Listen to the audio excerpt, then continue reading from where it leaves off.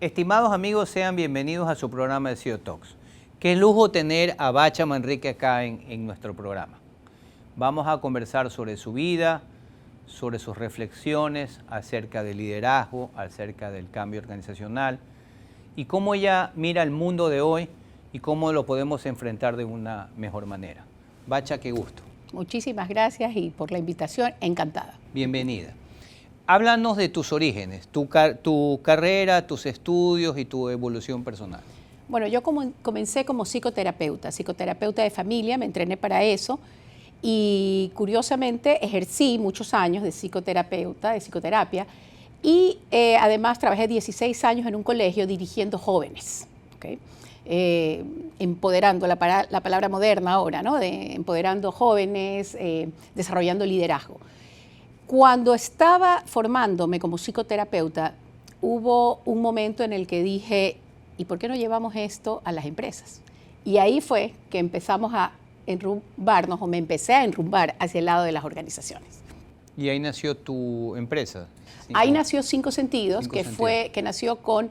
yo estaba entrenándome en un programa de psicoterapia familiar en Boston y con unos excelentes terapeutas. Y en eso le dije a otra persona que estaba al lado mío, que es una tía mía, Alicia Miranda de Parducci, y le dije, tía, ¿qué tal si llevamos esto a las organizaciones? Y me dijo, también lo estoy pensando. Entonces arrancamos la aventura de empezar Cinco Sentidos. En ese tiempo se llamó terapia organizacional, que fue también algo un poco arriesgado ponerle ese nombre de terapia organizacional, porque no era tan fácil hace 18 años hablar de terapia en las empresas. Claro. Era un poco arriesgado, pero nos fuimos con ese nombre. Sí, terapia personal también era difícil venderlo, ¿no? ¿Verdad? ¿Y por qué Cinco Sentidos? Mira, Cinco Sentidos fuimos con la idea, si bien fuimos 5 mujeres que fundamos la organización, estaba 2 educadoras, 2 psicoterapeutas, una psicóloga clínica y 3 educadoras, otra educadora. Perdón, una comunicadora también. No fue por un tema de que éramos 5 mujeres, sino que pensamos en ponerle toda nuestra atención, la importancia de poner toda nuestra atención, nuestros ojos, nuestro cuerpo, nuestro corazón al trabajo que se iba a hacer en las organizaciones, ¿no? Entonces fue básicamente como, ok, nos vamos con los 5 sentidos. Qué bien, ¿no? ¿Verdad? ¿Cuántas personas necesitamos hoy día en el mundo que tenga 5 sentidos, ¿no? ¿Verdad? Con toda la tecnología que nos distrae.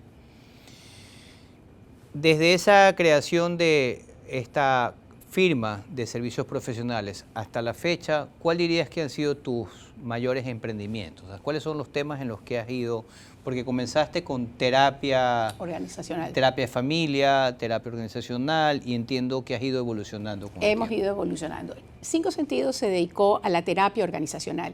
Y hoy te puedo decir que una de las cosas que me hace sentir muy orgullosa es que logramos derecho de autor, es decir, de la terapia, de esa metodología. De ese concepto. Tenemos marca registrada de terapia organizacional. Finalmente, tiene un concepto y es la prevención y solución de los problemas de comunicación y relaciones humanas dentro de las organizaciones. Entonces nosotros desarrollamos nuestra propia metodología. Una de las cosas más difíciles fue a los 6 meses, estas 5 mujeres, de estas 5 a los 6, una de ellas, la psicóloga clínica, dijo esto no es para mí, salió, la comunicadora a los 2 años dijo no es para mí, y luego seguí con las otras 2 socias por algunos años más y finalmente me quedé sola. Entonces me quedé sola y ese fue un momento en el que dije, a ver, toca no reempezar, pero sí darle un nuevo rumbo a esto, ¿no?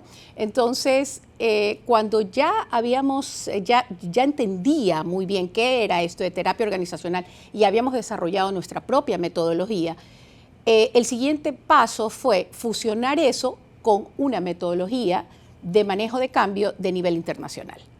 Entonces, esa fusión de nuestra propia metodología con otra metodología de cambio humano ya probada, hizo un boom al servicio que nosotros damos. O sea que digamos que terapia organizacional es el nivel 1 y el nivel 2 es gestión de cambio. Lo podemos decir así. O sea, la evolución natural de la empresa. La evolución natural, sí, fue el nivel 1. Y de hecho ahí vino la pandemia, que nos obligó a cambiar a todos, y ahí vino un momento también en el que En la pandemia, digamos que todo se paralizó, pero no uno, ¿no? Uno siguió muy activo en lo que uno hace y es transformar a las personas, lograr esa transformación humana.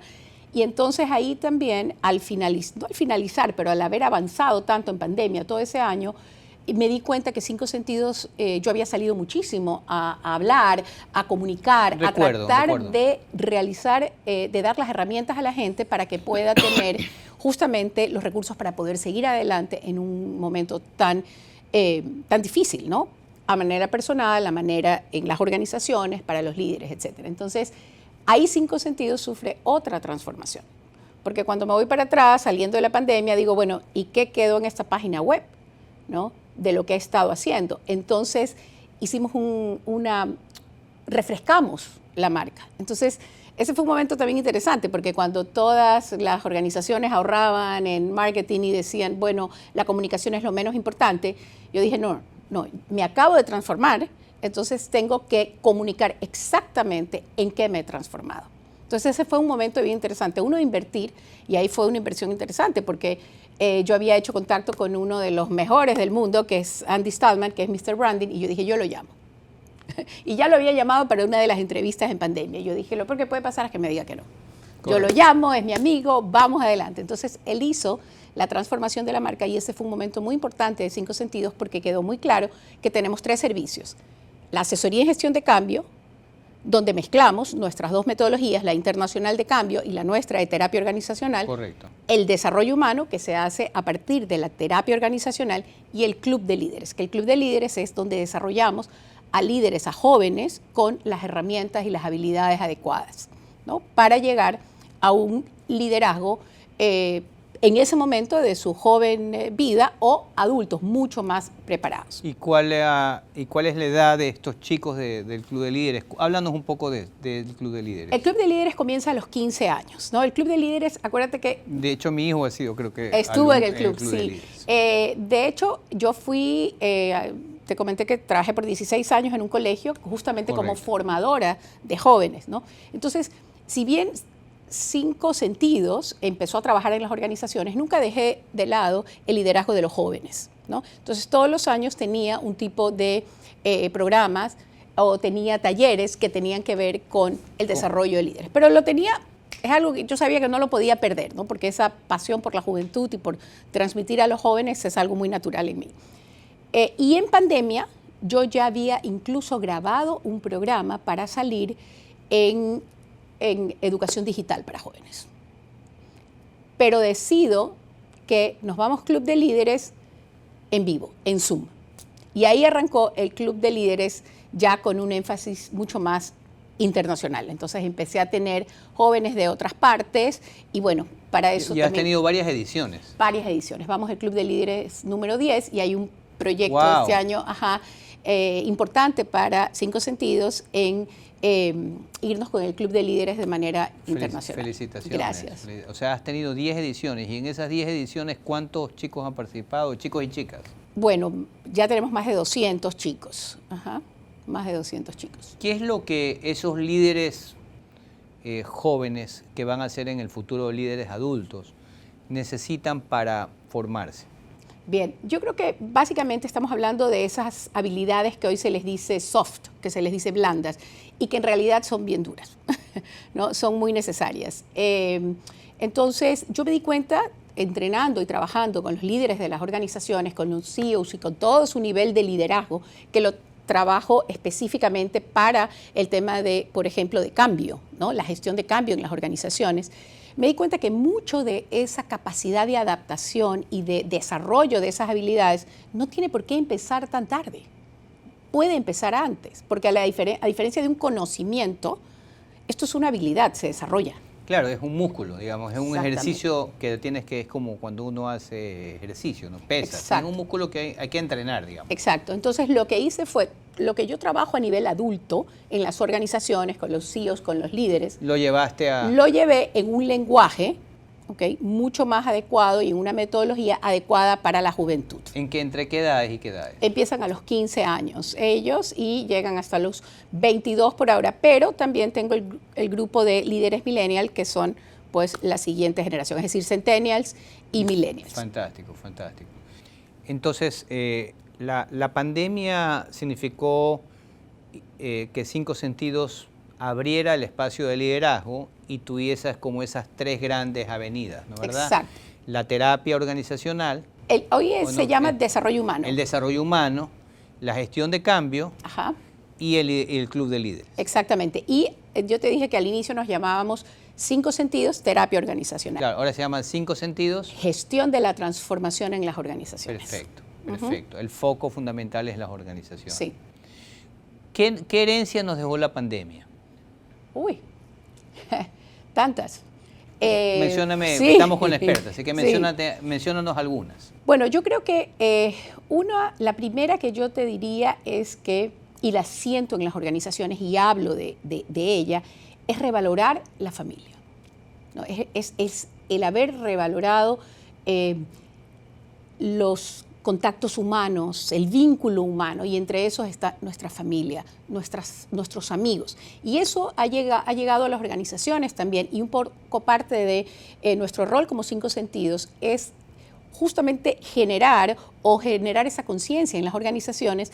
Por ejemplo, si tienes empresas que trabajan sin celulares porque trabajan muy lejanas a redes o porque es muy peligroso, entonces poder generar esa conciencia de la gente necesita estar conectada con su familia y tener mayor contacto con ella, mayor comunicación. Entonces que se generen, por ejemplo, espacios especiales de cabinas, horarios especiales para que ellos puedan estar en contacto con. Entonces lo primero es la revalorización de la familia, el que la empresa permita ese que la familia está en la empresa, digamos, y la empresa está en la familia, digamos. Así, sí, yo te diría, sí, quizás el primer cambio, quizás una palabra más amplia, es humanización, ¿no? Humanización. Sí, yo creo que nos hemos humanizado, pero claro, uno siempre, hablando de cambio, uno siempre puede volver para atrás, ¿no? Y nos vamos olvidando de que algo tan duro nos dejó también reflexiones profundas, internas. Siempre y cuando nos regalemos, como yo te dije, la autoconciencia, la capacidad de regresar sobre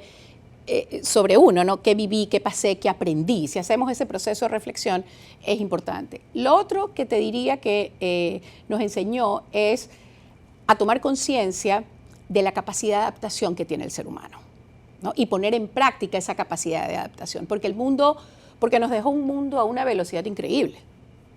Entonces, o sales disparada para todos lados por la velocidad que entra a tu organización, a tu vida, o escoges tus batallas y decides, ok, a ver, ¿cómo me adapto a esto? ¿Cómo voy a hacer esa adaptación? Y las personas tienen distintas velocidades de adaptación. ¿Cómo hacen para manejar el vértigo de hoy? Sí, súper importante tu pregunta, porque efectivamente cuando hablamos de gestión de cambio, hablamos de nivelar esa capacidad o esa velocidad de adaptación. Las empresas van a distintas velocidades y eso no es conveniente para un proyecto. Es decir, cuando tú lanzas un nuevo proyecto, de pronto tienes un área que por intuición va avanzando mejor o porque el cambio le convence más, y de pronto tienes otra área que se resiste al cambio, que no le convence. Claro. Entonces, tú vas a avanzar. O sea, vas regulando las velocidades de cambio. Y las personas también, porque hay personas que son más, no voy a decir la palabra proactiva, que son más, toman el cambio más, ¿no, verdad? Como un estilo de vida, y hay otras que son más conservadoras, ¿o no? Totalmente. Es decir, la capacidad de adaptación del ser humano creo que hoy es un recurso y una habilidad muy importante para poder seguir embarcados en este mundo, ¿no? Y la capacidad de adaptación finalmente es evolución, ¿no? Entonces tenemos dos: el regresar a lo humano y al vínculo con la familia como un valor fundamental de la empresa y del liderazgo, y el recuperar o revalorar la capacidad de adaptación. Exacto, y ahí viene un tema muy importante, justamente en estos proyectos de cambio de las organizaciones, las organizaciones están embarcadas porque se están transformando también a una velocidad muy grande. Entonces, yo te diría que no podemos subestimar el cambio, es decir, el impacto negativo que puede tener un cambio, o lo que tú decías, estas velocidades. Cuando tú lanzas un cambio sin tomar conciencia de exactamente cómo liderar el cambio, cómo convertir a los líderes de tu organización en líderes de cambio para que movilicen a la gente, entonces la organización va a ir como con un freno y un acelerador al mismo tiempo. ¿Okay? Me gusta esa metáfora. Lo que pasa es que normalmente, quizás, antes de la pandemia, lo que veíamos era la parte racional del proyecto, ¿no? ¿Verdad? Esta es la misión, los objetivos, estas son las metas, estas son las acciones. Quizás lo sometías a cierto nivel de involucramiento para la toma de decisiones, pero al final de cuentas está ahí. Exacto. Ustedes adáptense como puedan, digámoslo así. Muy bien, y yo te pago para que te adaptes. Y yo te pago para que te adaptes, exacto. Y si no te adaptas, te vas. Digamos que el cambio ahora es, ¿cómo manejas entonces ahora un proyecto? Es un proyecto con las personas, las incorporas, primero conoces cuál es la velocidad de cambio, los intereses, ¿cómo cambió? Ok, a ver, cambia un poco desde yo te diría, es el concepto de liderazgo, ¿no? Entonces, lo que tú decías antes, simplemente, aquí te mando la orden y hay que adaptarse. Entonces, subestimar el cambio. Subestimar. Sí, subestimar el cambio. Es decir, es que la gente tiene que cambiar y ya, para eso pago, por ejemplo. O, a lo mejor lo otro es que la gente no le gusta cambiar. A nadie le gusta el cambio. Son dos paradigmas, ¿okay? Que no necesariamente son así, son ciertos y funcionan. No es que a la gente no le guste el cambio, es que el cambio implica pérdida.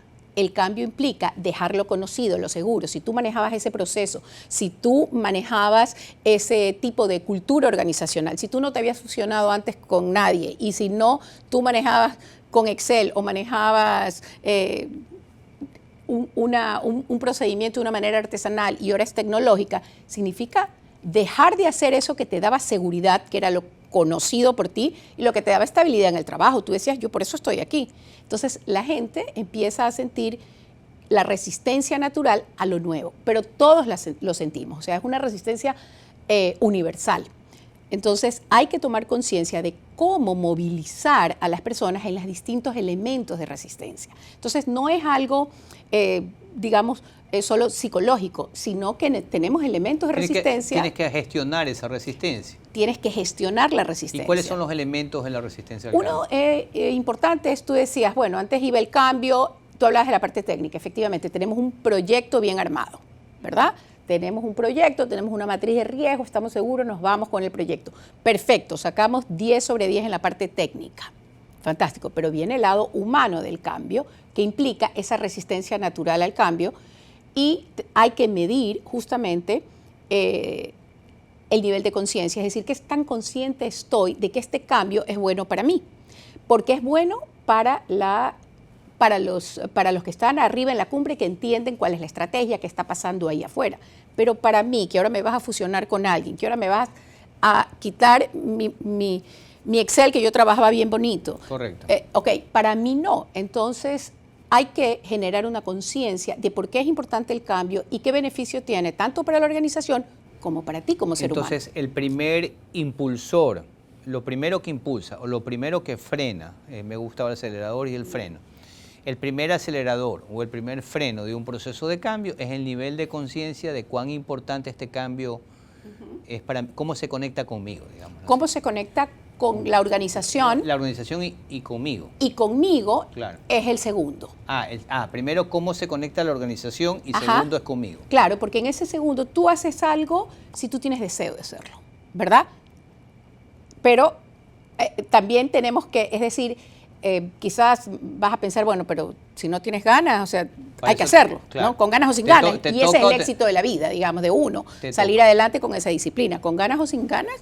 Dale, échale para adelante. Échale para adelante, esa es la parte difícil. Pero justamente para mover a todos más o menos al mismo ritmo, porque ese es el éxito, tenemos que llegar al final del proyecto con la empresa al mismo ritmo, porque si no llegamos, pero más o menos.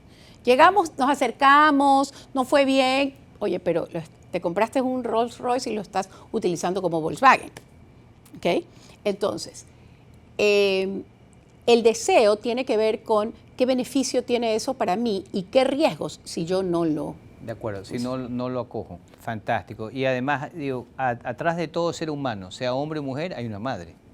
Entonces, una madre también, y una abuela. Y una abuela. Entonces tú has hablado de tu mamá, has hablado de tu familia. No he hablado de mi papá. De tu papá. Pero mi papá dejó esa ese sabes que te caes y te levantas, te caes y te levantas. Fantástico. Bien, uno es, digamos, parte de eso, es su ADN, lo que lleva de sus padres, Totalmente. ¿no? Más lo que uno le aporta y lo que la vida le va dando. Hagamos un ejercicio de, yo te voy a decir unos conceptos y tú me vas a decir lo primero que se te viene a la mente. Entonces, comencemos por lo último que hemos hablado. Madre. Solo hay una. Padre. Wow. Mi vida. Esposo, marido. Uy, pareja, compañero, amigo. Familia. Wow. Amor. 5 sentidos. Uf. Innovación, desarrollo, transformación. Gestión de cambio. Evolución. Mercados internacionales. Oportunidades. Liderazgo. Uy, todos podemos ser líderes. Mujeres. Lo que el mundo teme. Vida. Wow, Dios. Muchas gracias. Un gusto, Gracias a ti. Bacha, te deseo lo mejor, que sigas liderando, que sigas inspirando. Gracias. Y que sigas siendo un agente de transformación de muchas mujeres y de nuestra sociedad. Muchísimas Un gusto haberte gracias. tenido acá. A ustedes, amigos, gracias por habernos acompañado en esta maravillosa entrevista con Bacha Manrique. Este programa llega a ustedes gracias al auspicio de Zen Group, las mejores instalaciones para tus reuniones de negocios, conferencias y coworking, ubicados en el corazón de Urdesa. Zen Group.